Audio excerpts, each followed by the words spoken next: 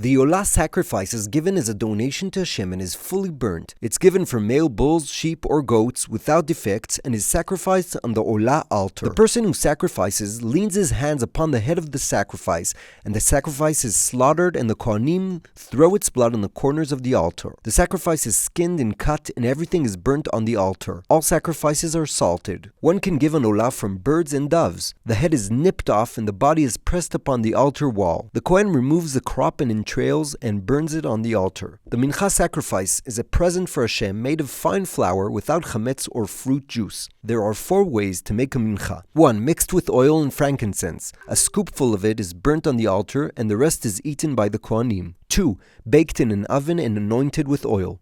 3. Cut to little pieces and fried in a pan. 4. Fried in deep oil. Minchat Bikurim is a mincha that is made of the first ripened grains, which are roasted and then grounded and mixed with oil and frankincense. Zevach HaShlamim is a sacrifice eaten by the person who sacrifices and the Kohanim, and is brought from the cattle or sheep, male or female. After the slaughtering, the blood is thrown on the altar's corners.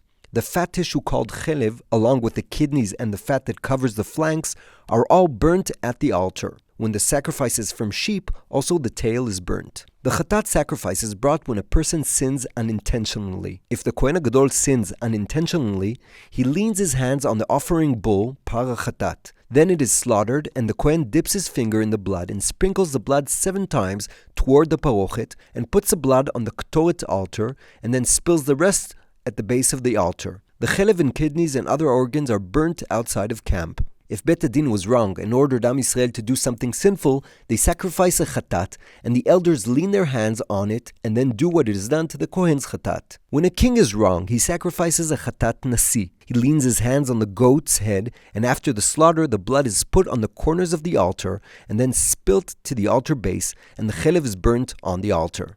A person who unintentionally sinned leans his hands on the goat or sheep sacrifice, and then the same like is done to the chatat nasi.